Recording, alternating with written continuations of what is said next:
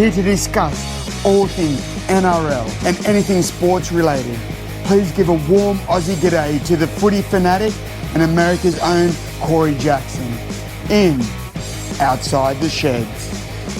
Greetings and salutations and welcome to Outside the Sheds. Shedheads, I hope, let's all take a deep breath together. Your shed, Adamus, has started hot yoga. That's right. I'm doing hot yoga. I'm doing hot stretching. I'm getting the body back in tune. Now, you might wonder why I'm starting off the podcast like that, because, Shedheads, I'm recharged, rejuvenated, and I'm ready to attack today. I'm as ready to attack as Lori Daly is at a press conference after winning Origin Game 3. That's as ready as an attack as I am. It's in me. It's in me. The room was at 132 degrees. I can't do Celsius too well, Shedheads. You're going to have to do that on your own. But we got through it, and I'm feeling charged.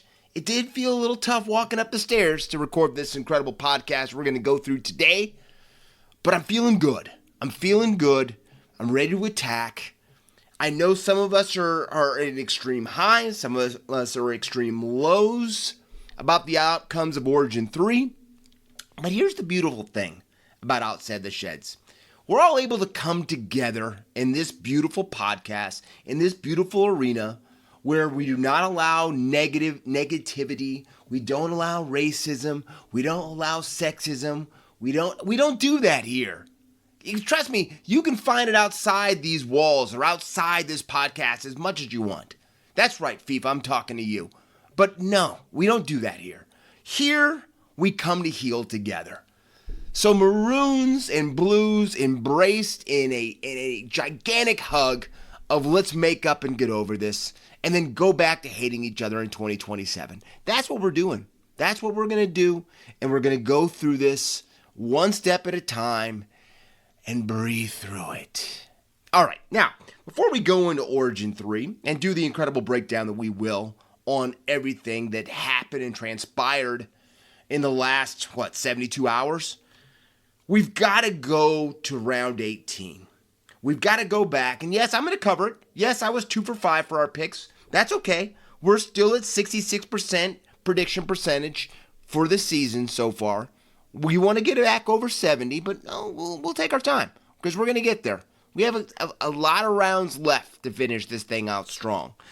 But to start it off was the Penny Panthers and the Rabbitohs to take us through 18. We had one team that was just didn't have all the guns in the roster in the Penny Panthers. And the Rabbitohs were a streaking team, top 8, had a lot to prove, a lot to play for, guys back, everything. All right. And it didn't end the way that some of us predicted. Yes, that's me, Shedheads. Panthers 36, Rabbitohs 14. Dylan Edwards with a point to prove, not being an Origin 3 selection side under Laz's roster, came out and led from the front for the Penny Panthers. I'm telling you, that bald head was everywhere. And you know what? I'm an Edwards fan. I have said that I never thought James Tedesco had ever lost his place in the Blues Origin side.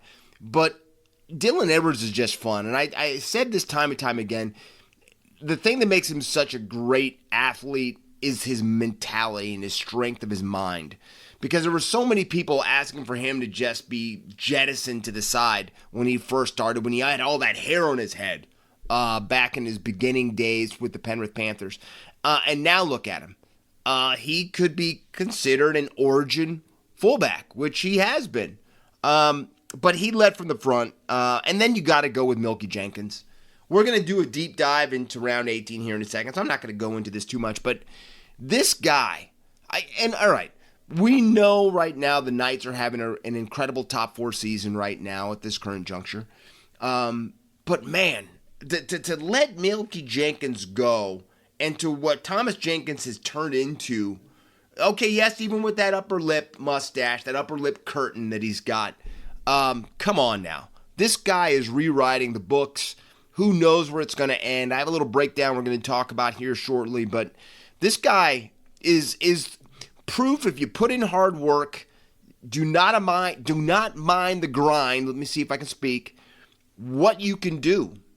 It's like me in Eagle pose today. And I'm not going in hot yoga. That's it. But Panthers, big victory. I'm not going to go into depth about Cody Walker with his kick out. Nobody was injured. Everybody walked away from it. It's just a brain fart that Cody can't have. If he was the Antichrist, those shedheads, Wayne Bennett would not have him be his captain occasionally and love the guy. So I guess we can try to throw stones at somebody, but you know what? It doesn't matter because we don't make the calls for the Rabbitohs, and Cody Walker's still a hell of a player. So, enough. I move on. I digress. I'm not talking about it anymore. Not a smart play by Cody, but I'm not going to hang the guy for it. I'm not going to crucify him for it. He apologized. He'll move on. I'm done with it. I don't really care. But what they should care about is being taken behind the woodshed by the Penrith Panthers. But it shows you again what this team is and what they can do. Dragons 24, Tigers 10. Tigers go up early. Adam Dewey looking strong. And then they lose Appy Curacao. And it looks like it's 4 weeks that he's now going to be out. Unfortunately, for Tigers fans, that could be the season by that point. And they were not the same team after Appy left. You got to also go hats off because a guy that's been thrown under the wood chipper or thrown into it, probably not thrown under it, thrown into it, Valentine Holmes has really kind of come back alive. He really has started to ride his season. Yes, he didn't get back into the Origin side, which he's been a part of for so many years now. But Val has taken the pride, knowing he's not playing finals footy, to get back on the front foot. And he looked good. He got a double. And you got to feel good for the Dragons. The Red V has been through so much this season. To see them actually get a victory, I don't care what side of the aisle you're on this. I know Tigers fans are really stressed out right now because how the team has just seemed to not be able to get back on the front foot after how great of a season they started with. But they still haven't had anywhere close to as bad of a season as the Dragons. So seeing the Dragons, seeing the Red V supporters, and there's a lot of them, be able to celebrate something was good to see. So big victory, but a crushing blow for the Tigers losing Appy for 4 weeks. Sharks 28, Broncos 16. Going up the Suncorp, Sharks giving it to the Broncos, and what they gave them is their 8th straight loss. Madge is still sitting at press conferences saying he thinks they can still do it. What else is the guy going to say, right? What else is he going to say? But that Katoa getting a hatter, getting a hat trick, to me the thing that really showed how well the Sharks were going was Nico Hines. And Nico really, I think he ran the ball 15 times in that game. And when Nico is playing good footy, he's running the ball. We know now that Tricky is their key number one playmaker for the Sharks. And Nico has now stepped back, kind of out of the limelight a little bit to be that second-hand play of the ball guy. And I think that's perfect for him. I don't think that Nico Hines has ever been the guy that's ever wanted to be the poster child for a club or an organization. I think it's a lot for him. Nico's talked about a lot in the past about his mental health and sometimes the struggles he has faced. I just think he's a better player when all of the light is not right on him. And Tricky Trindle seems to love it.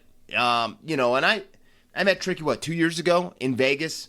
Just down to earth, really cool guy. And then I caught the ball. Yeah, that's right. Pat on the back for your Shedadamas. At the Panthers Sharks match in Vegas that Tricky kicked.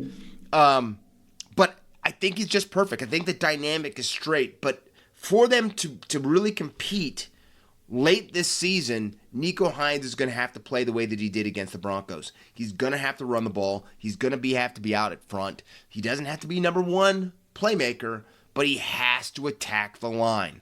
And we got to see that, and the Sharkies look good. 28-16, that's impressive. And I don't even know what to say about the Broncos. I know Adam Reynolds isn't playing. Ezra Mam is not playing at this current time, but you really don't know. And I know Adam Reynolds is retiring at the end of the season. Jonah Peasant, who had a great game, we're going to talk about him in a second, for the Eels finally after coming back, is going to be up there next year. You just wonder what's going to happen. There's so much happening behind the scenes of the Brisbane Broncos. Will Madge be there next year? If they go in a different direction, does that change everything that Madge and the Broncos have been setting up, with Peasant coming up? And are they going to still continue to try to go in the same direction? Really a lot is going to have to shake itself out in these last 8 to 9 weeks of the season in Brisbane. But they've got to win every game. They've got to win every game if they're even going to have a chance of trying to play finals footy. So tough to see that happening. Eels 23, Seagulls 14. I'm telling you something. The Blue and Gold Army showed a lot of grit. I'm saying they didn't have their spiritual leader, Mitchell Moses, who was in Origin 3 camp, but they played some really down-home, down-to-earth footy. They took it to the Seagulls, and they just showed, and I haven't said positives or negatives about Jonah Peasant, but he really looked like the player that a lot of people thought that he had the potential to be and has the potential to become when he goes up to Brisbane, because you see some players can play 6 or 7, but some guys need to be the 7 and some guys need to be a 6, right? Benji Marshall was never the same player when he tried to put the 7 on that he was when he had the 6 on.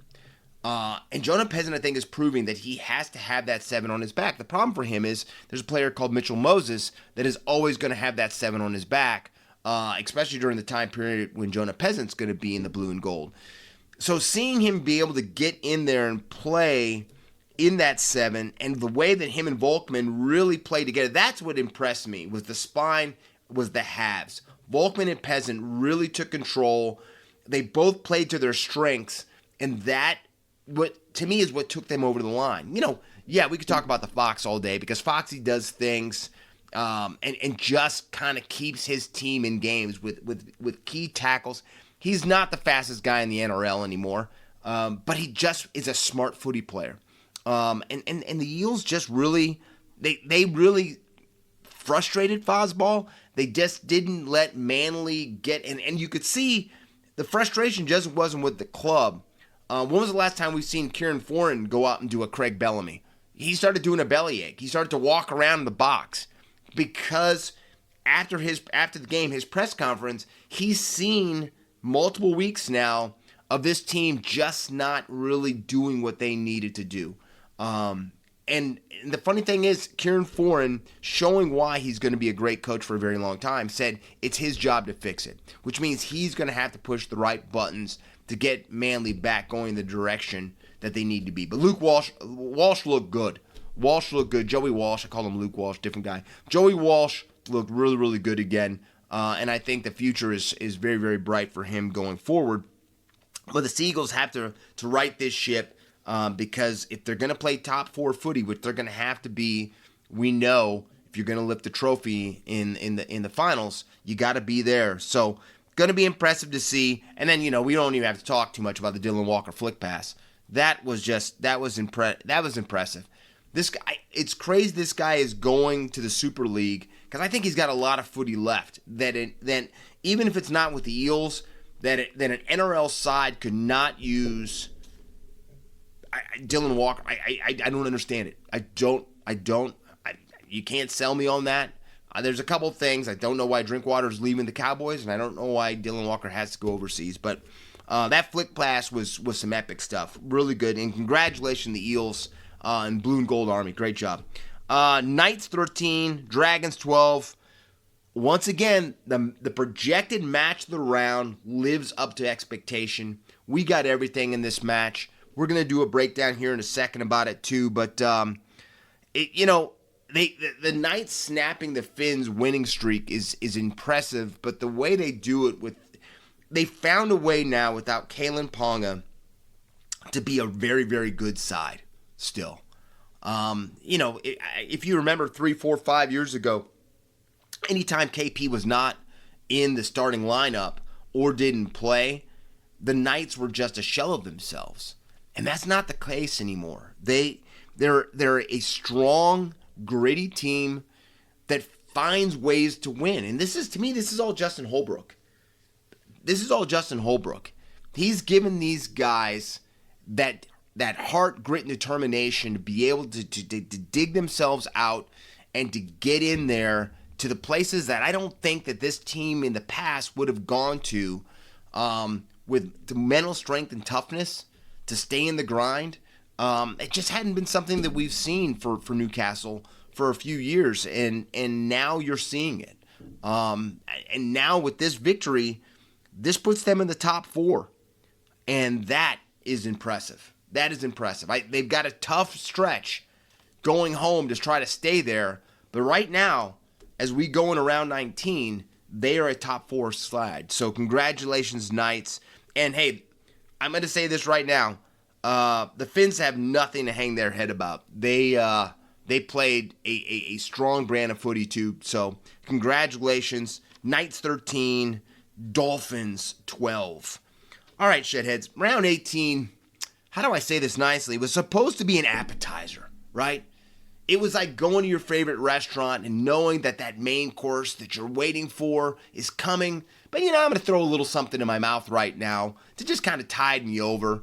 To watch your friends sit around the table, eat too, that type of stuff. That's what it was supposed to be. It was an appetizer to hold us over until Origin Game 3.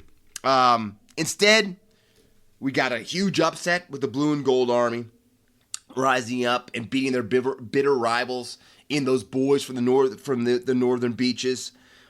We get the depleted Panthers. And I know you're going to laugh at me, Shedheads. I just used the word depleted when I said the word Panthers afterwards, but I did. Because that is not the same club as you expect when they have all their guns. But the Panthers reminded us that no Cleary, no Yo, no Martin, no problem. You like how I said that? It just kind of rolled off the tongue nice, didn't it? But it wasn't. Because what we got was, again, another Ivan Cleary. Let's piece this thing together. Let's put the boys in a place where they can win. And he did it again. And then you got this, Milky Jenkins. I just mentioned him a few minutes ago. But what this guy is doing is incredible.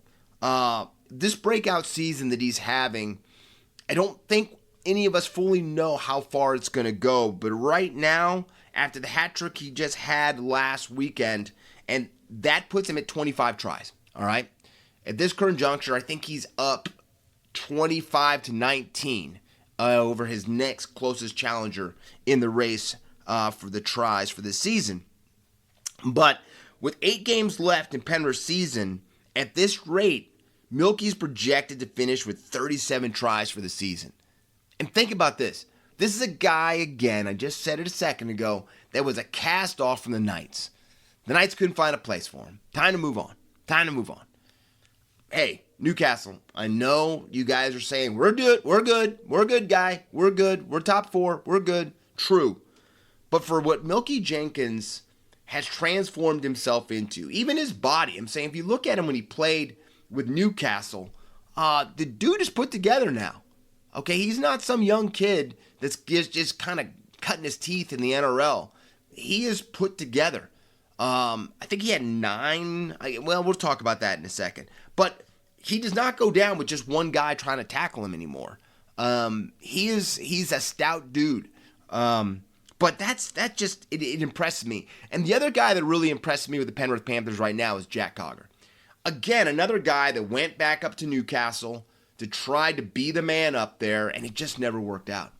Unfortunately, Jack just never could find his place, find his niche up there. It just never seemed to work, right? But he returns back to Penrith, where he's had his most success, and he is a perfect foil. He's a perfect foil for Nathan Cleary. Because if Cleary is out for any reason, Cogger just fits right in there. And for some reason, he attracts people's cleats to the back of his calf and kicks. I'm sorry, I had to do it, Cody. I'm sorry. But the side continues to flow. Yes, everyone knows he's not Nathan Cleary. But when you've got a guy that you can just fit in there, and he knows the system like the back of his hand, and he can run the system, you really can't put a dollar price on that. That is why Penrith is Penrith, is they can go down a couple guys and they can continue to march on, and they did that And Jack Hogger is going to be he is going to be a key member of this team going down the stretch. It really was. He's going to be. And I think we all know that. And if you don't, you know now, because I just told you. And then there was the match of the round. And I said that a second ago. The NRL is starting to live up to that. This is going to be the match of the round. We're telling you it's going to be the match of the round. And you know what it usually turns into? The match of the round. And we got that with the Phins and the Knights. These two clubs put on a show. They didn't have their origin stars, but it was just good footy. It was fun footy. You didn't know who was going to win it. The Knights get out to a 12-0 lead. They look strong. They go into halftime with that big lead. And then, I'm going to say it, Wolves Flippers. That's right, I said it. That it would be considered Christian Wolf's Army. Wolves Flippers. And I hope I just didn't age myself out of this, that people don't even know there was a show called Flipper that was about a dolphin. But anyway, if you don't, look it up. They just showed their mental toughness in that second half. This is a team that showed why they had won that many games in a row. They were on a streak. They were looking like they couldn't be beat. Right now, they were the form team of the competition. And then they go in there. They get down. They don't have some of their playmakers. Don't have their 5/8. And they put on that type of comeback performance. Yeah, it came up short. But boy, I'm going to tell you something right now. You don't have Katoa. You don't have the hammer. And you still do what you do. That's hats off. That's impressive stuff. And then I got to talk about one guy, Trey Fuller. This guy is what, 5'1"? All right, I know he's taller than that. That was wrong. He's a smallish guy, plain and simple, a smallish guy.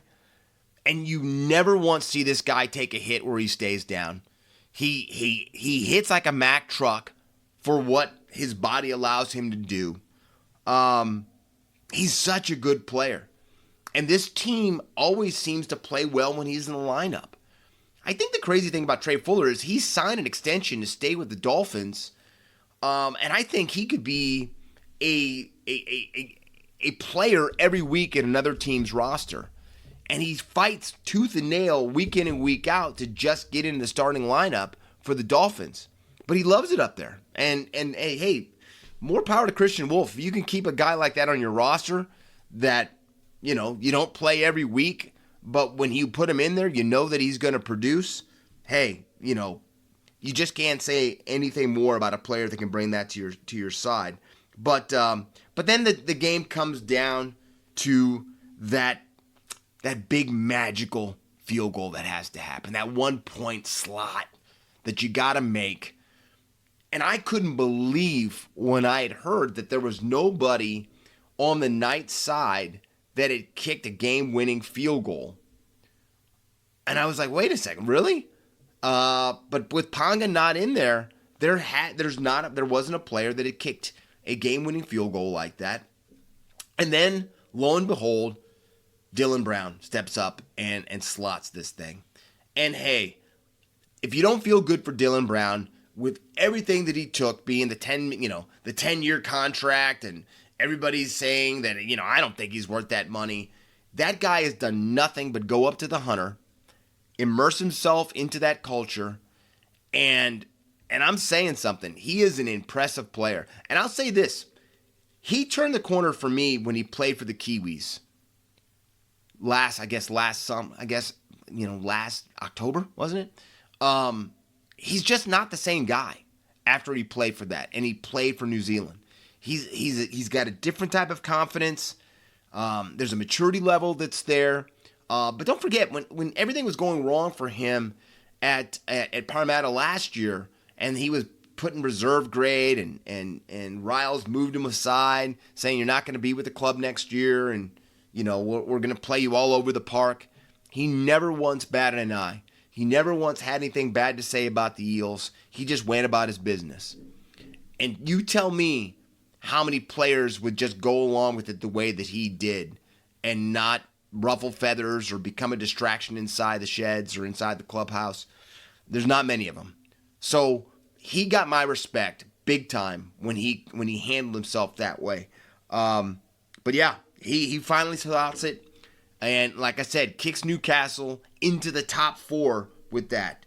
And again, now the Knights are must-watch television. And it's been a long time since Newcastle was must-watch television. I would say it'd go back to Andrew Johns back in those days, where this team is just fun. They're a club that if I see a Newcastle game is on, I'm excited because I know I'm gonna see a tough, hard-nosed team that has some offensive strike, and they got a lot of hair hanging out the back. So, hey, give that to me week in and week out. But we've got a big match again because we got the Knights versus the Bunnies, which will be another good game, and it kicks off the Sunday triple header. So we get a good game early, especially for us over here in the Divided States. I don't have to wait up to 5 a.m. to go watch a good match. So I'm excited to watch that Knights versus Bunnies clash. But round 18, thank you for being the appetizer that could have been my main course. You did a great job. Now, I know what you guys want. You want Origin 3, so you know what? We're going to give you Origin 3. Origin 3. Blues 30, Maroons 12. And I'm going to say something right now. Shedheads, like every other pundit that's out there, journalist, mouth on television, podcast idiot, that wouldn't be me though. Everybody's been taking Lori Daly to task. Everybody said Laz picked a bad club. Everyone said, yours truly said, why is Mitchell Moses going to be in the 6? We all said something. We all just kind of, and I personally didn't go after Laz. I just said that the picks that he made, I wouldn't have done, right? I didn't know what he was doing. Bostock in for Brian Tao, all that type of stuff. Well, I'm gonna be a big man, and I'm gonna do this right now on this podcast, Shedheads. I'm sorry, Lori. I'm sorry, because I'm gonna say something right now. Every selection that Laz made came out pure genius for game 3. Every single one of them, and for as much as a lot of us thought there was a lot of misses in those selections, Lori hit it. I'm saying that's like a 3 home run or 3 try game that he did right there. And let's go into it. Bradman Best, 1 try, 199 running meters, 6 tackle breaks. Liam Martin at his niggling, intimidating best. 1 line break assist, 2 tackle breaks, and 40 tackles, and driving Cameron Munster mad. Just making him crazy. And how often do we see the Larrikin lose his mind when somebody just messes with him? Nobody. Liam Martin. Liam Martin is his kryptonite. Mitchell Moses, the guy that I said probably shouldn't be in the starting lineup. 64 running meters, 3 tackle breaks, 23 tackles. But here's the difference. 721 kicking meters. And to me, Origin 3 came down to not moments as much as to just one team knowing where to continue to hit the nail, and drive the stake home. And the long kicks by Mitchell Moses was a game changer. Because Mitchell Moses' boot continued to put the Maroons back deep in their own territory. They never got an easy pass. They just had to continue to bring it off of their try line and try to bring the ball back. And that, after a while, just flips the field. And Mitchell Moses, again, another Laz selection that kind of came through. That didn't kind of come. It was a huge part. Yes, Mitchell Moses didn't get a try. Yes, Mitchell Moses did not get a try assist. But his boot and the way that he continued to kick the ball deep was game-changing and had a huge impact on the game. So yes, Laz clicked all the buttons. He made all the right decisions. He did the things that a coach that understands what his team needs and the players that he needs into it, he made that selection in those calls. No matter how many of them we thought were wrong, they were right. So hats off to Luai Daly. But let's remember something. In big games, your best player has to stand up and carry the weight and lead the team from the front. And that is what the Iceman did. No matter how I can't believe I'm going to say this because I was not one of them. We actually had people who thought and said that Nathan Cleary, that this game 3 was a make or break for the best player in the game. A make or break. And I don't get speechless off the Shedheads, but you heard me right there. I sounded like a nutty professor. How can you make that statement? Yes, Nathan has not had maybe the best partnership with Mitchell Moses, but Nathan is still Nathan. And we've watched him do things that I have not watched in all my tenure of watching. Watch a guy just take over games in different ways, right? And Cleary did all the above things I just said for game 3. 2 tries, 4 for 4 on conversions, 1 penalty goal, 48 running meters, 1 line break, 3 tackle breaks, a 1-on-1 steal. All right, I'm going to be careful with that one because I know some people said there was a hand on that tackle, so we'll put an asterisk there. 26 tackles made, 120 kicking meters, man the match, and Wally Lewis medal winner. Let me say this in glowing neon lights above my head right now. All accolades to that performance and doing it in the Cauldron that people think is a place the New South Wales goes to die. He did it. He took an already impressive career to another level, and I'm going to say this right now, and future immortality, because Nathan Cleary will be an immortal. I was beyond impressed. This guy, he to get those 2 early tries and to show that he was on it was exactly what I guess you could say all of us have been waiting for. Some of us have been waiting for, not yours truly. And now people, just like they had to do with Laz, have to do with Nathan Cleary right now. And that is eat humble pie. Because that guy did everything that people were kind of wondering if he could do. He did it. Like I said, hats off to Laz and to Nathan, because it was just impressive all the way around, the things that both of those guys contributed to the Blues team. Now, I will say this, though. Origin Game 3 was a strange game. Very much a strange game. I don't think any of us expected it to be 30-12. I was expecting, Cooper Cronk said he thought it was going to go down to a golden point. But the thing to me that I kind of couldn't get my head around was Queensland never looked comfortable right out of the box. They never looked comfortable. They slept in their own beds. Maybe not. They probably stayed at the team hotel. But you know what I mean? They had home cooking.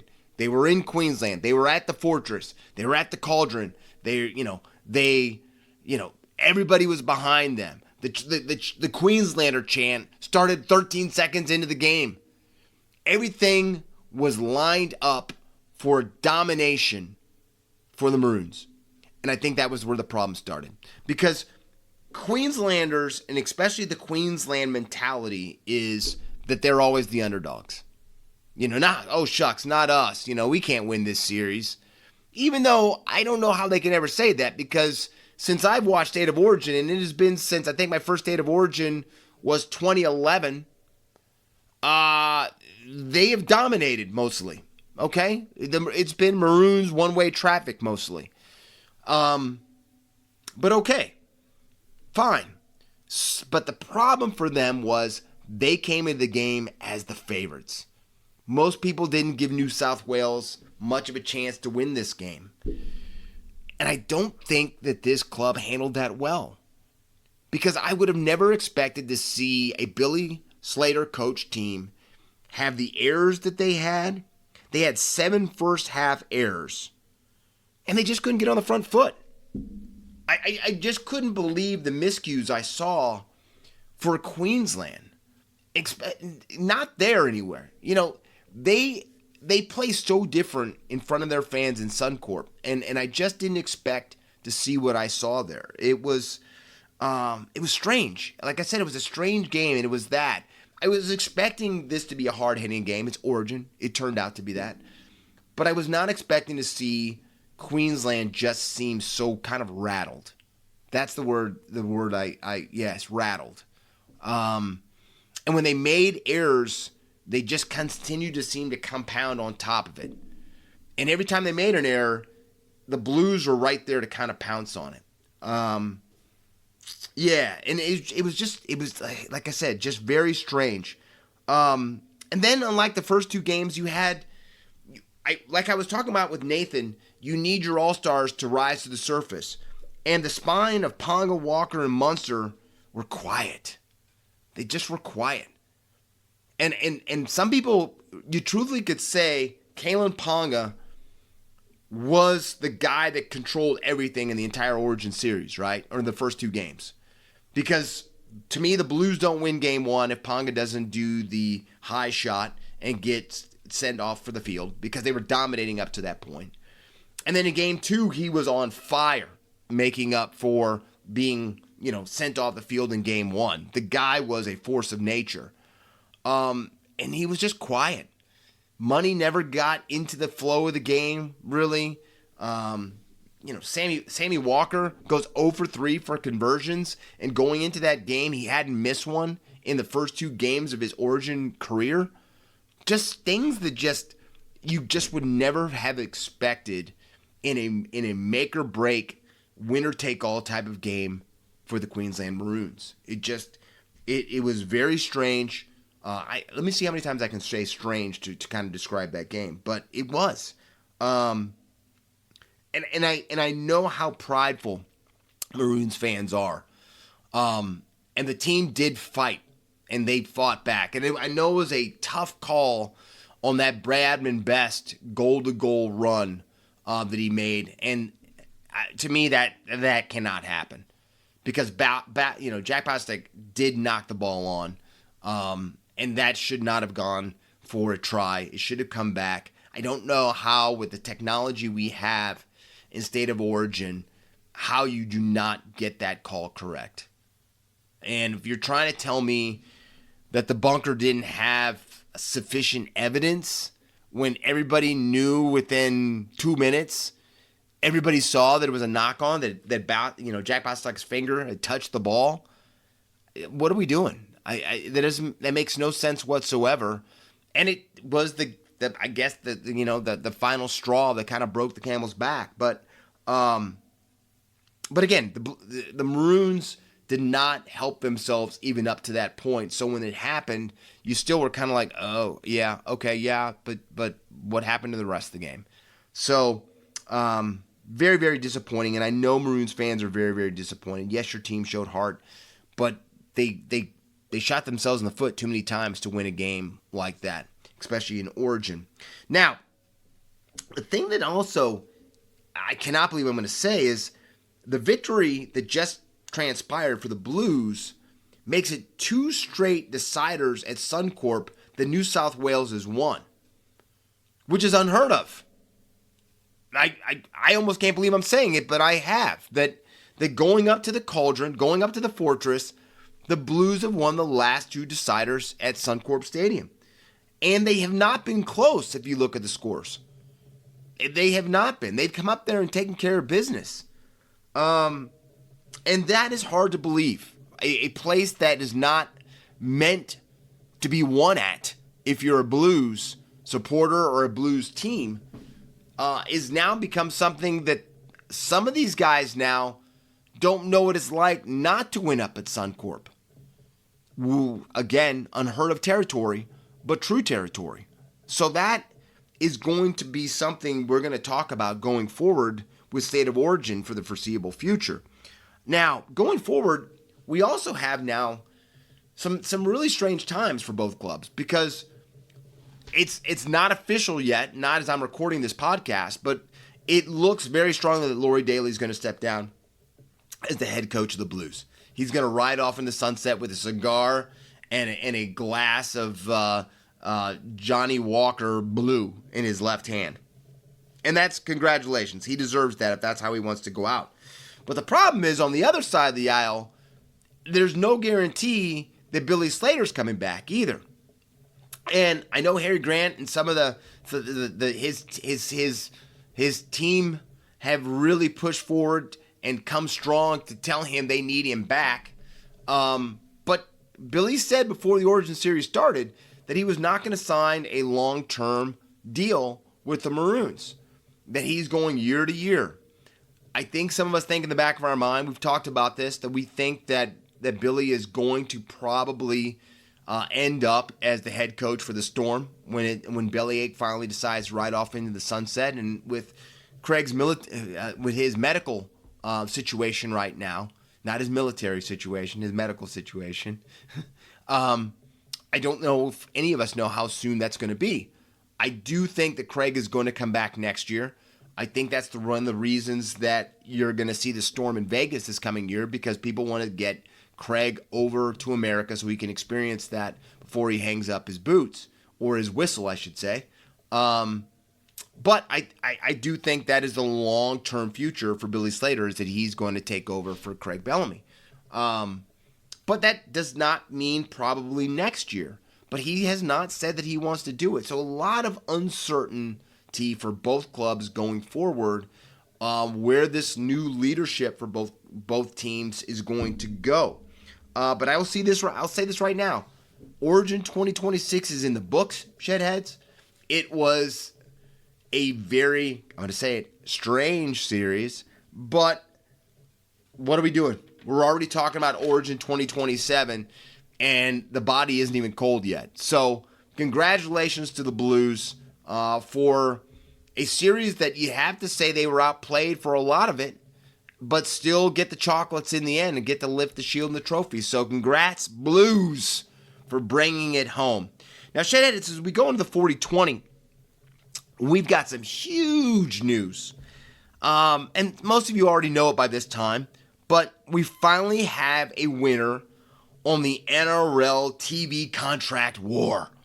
That's right, the steel cage match to see who's going to be able to carry the NRL media rights has finally had the last, I guess it was a tag team battle royal, huh, right? Okay, but we finally have somebody standing in the middle of the ring with their hands being held up in the air. They just drip a couple drips of blood from the forehead, since it's a steel cage match. The winners are, drum roll please, hold on. Okay, that was horrible, we'll do it.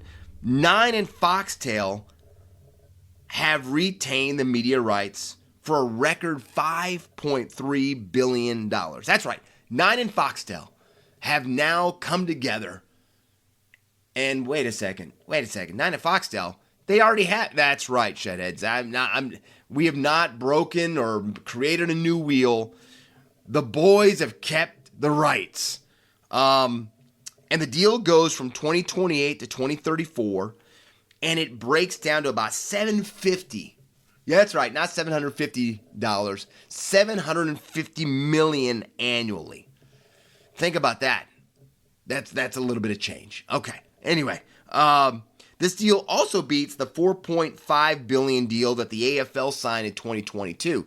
And we know that the rugby league world always has a smile on their face when they can say they beat anything AFL. Because it's the battle for hearts and minds for the country. NRL versus AFL. Well, right now you'd have to say that the NRL is on top, especially when you look at the numbers for Origin and the last couple of years, the NRL's numbers for TV, so it totally makes sense. Now, this move also brings to a close the tenure of Andrew Abdow.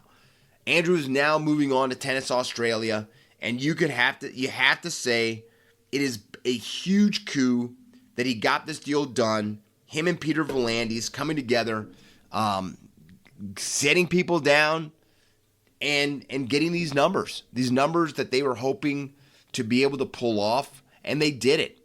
It's a win for some of us as fans, I guess you could say, because you're gonna still get, if you're down under, your free footy. But then, you got to say congratulations for the NRL and the fans is a little bit worrisome.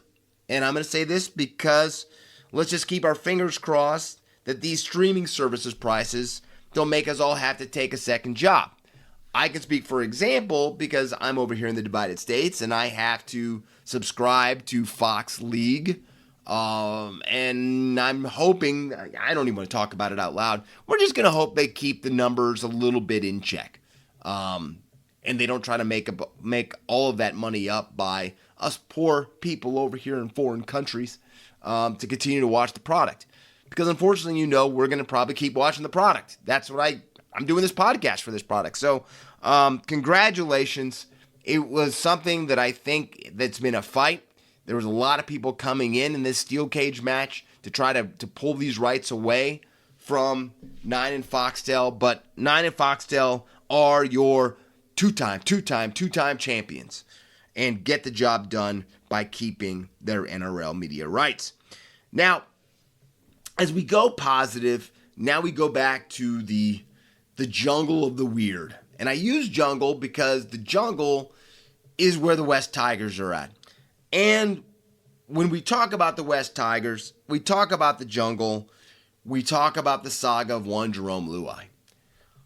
Romy, as some people love to call him, just took another shocking turn in his progression in the world of rugby league. And we heard the news that came out last week that Jarome's wife posted that her husband had mentally been struggling with maybe the pressure of being with the West Tigers, maybe not getting the results that he was hoping as the captain of the team that he was hoping to continue to move forward with. Okay, that's fine, and I understand that. We all know in this time how mentally times can get tough for people. I'm saying we all just went through COVID together, right? So yeah, there can be mental struggles. And these are all young men that are doing this. We just think, I guess, with the type of money that's being thrown around, that they are supposed to be bulletproof to the social media, to the expectation, all of the type of stuff. But it is tough, and I understand that. But I don't think any of us saw what just came down the pipeline from the West Tigers, and that is the West Tigers have now informed Jarome that he can look for a new club for 2027. Wow. That was like a left cross that I don't think anybody saw coming. Because the big talk was that Jarome was going to finish out and he was going to have a strong 2027 for the Tigers. He wanted to leave an impression with this team before he went to PNG to take his talents over there. And this seems like that's not the case anymore. They have been told, the camp of Jarome Luai, that he can leave. He can look for a contract, go somewhere else. We don't need you in 2027. That will allegedly free up cap space so the Tigers can go up and ultimately lock down the Fainu brothers to long-term deals. Okay, all right, I can see that. It's kind of like, when you have that guy for 1 year, you really want to put your entire future of your young talent on the back burner. But you can kind of say the Tigers are doing that right now a little bit, already knowing that Jarome going forward is not going to be with the club in 2028. All right, sure. That makes a little bit of sense. But it is still peculiar. I don't really understand it. And a strange way to show your current captain, we don't need your services anymore. Yeah, I wish I could say sometimes I understand what's going on with the West Tigers. I will say this. I do believe in Benji. I do believe in the fact that Benji has really got this team going into the correct trajectory of upwards. But, man, there's a lot of taking 5 steps forward, taking 3 steps. It's a cha-cha. That's right. It's a dance. It's a cha-cha. And sometimes the footing seems really strange for the cha-cha, doesn't it? Just seems a little strange. Now, the Eels seem like they are the front runners right now to try to obtain Jerome's services for 2027. Okay, I guess you could say he's another stopgap. Jonah Peasant is right now.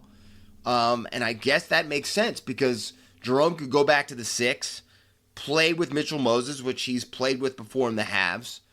But it just doesn't, it just seems strange that all of a sudden your team captain the next year is going to be playing for your bitter rivals.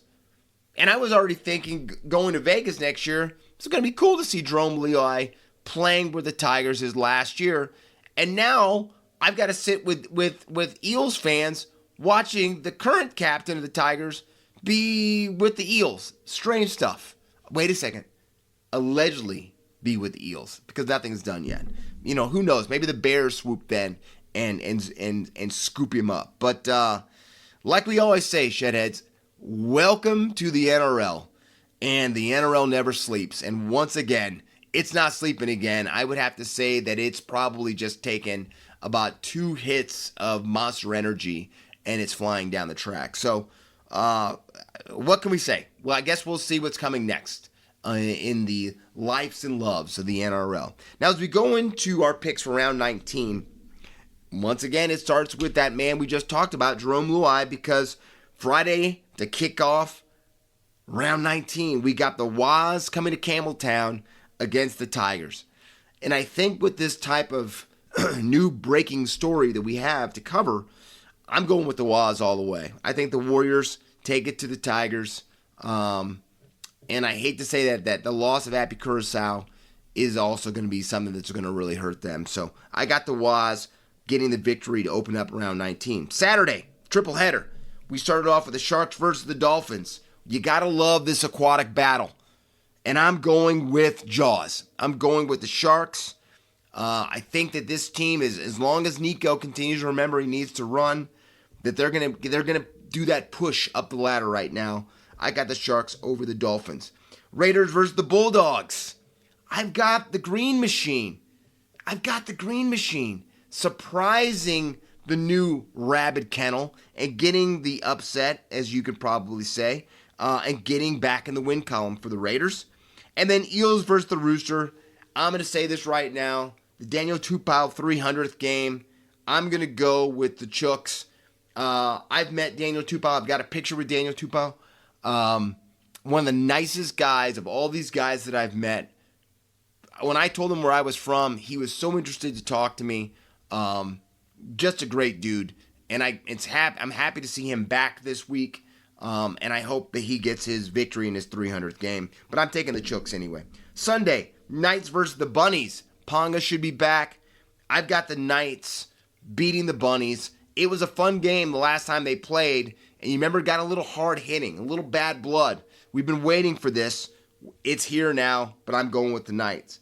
Cowboys going to Brookvale over to play the Seagulls. I'm going with the Seagulls over the Cows. I think it's going to be a fun offensive game, but I think Kieran Foran is going to have his boys a little frothy at the mouth, if you know what I mean. And I got the Seagulls taking it to Toddy Payton's boys. And then finally, to end round 19, Titans versus the Storm.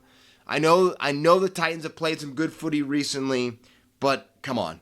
I think the Storm know that they've got to finish strong, and if they can't beat the Titans, I think their finals aspirations kind of go down the drain. So we've got the Warriors, the Sharks, the Raiders, the Chooks, the Knights, the Seagulls, and the Storm to finish out round 19. And we go with our gun of the round. Come on. Katoa played well, but you cannot give it to anybody else but Thomas Milky Jenkins. 3 tries, 169 running meters, 2 line breaks, 9 tackle breaks, 8 tackles made. Milky Jenkins pushing up the try ladder. And like I said, who knows? Maybe he even breaks 40. We don't know. The only thing we can hope for is that Milky stays healthy and he continues to play the brand of footy that he's playing right now. But congratulations to Thomas Milky Jenkins. Shedheads, that brings to a close this episode of Outside the Sheds. I want all of you to continue to hydrate, to continue to recover, get your electrolytes. We're all coming down from Origin Game 3, but I know we can do this together. Like I said, it's over now. If you have a friend or family member that is a maroon or a blue, feel free to give them a hug. It's over until 2027. But congratulations to the Blues and Shedheads. Until next week, I am your Shedadamas still, bringing hearts and minds together. But stay out of trouble. Don't get caught. Until next week, see ya. And that was another fantastic episode of Outside the Sheds with Corey Jackson, talking all things NRL and all things sports. So please remember to smash the subscribe button and share this with your family and friends and show them what Australian sport is all about.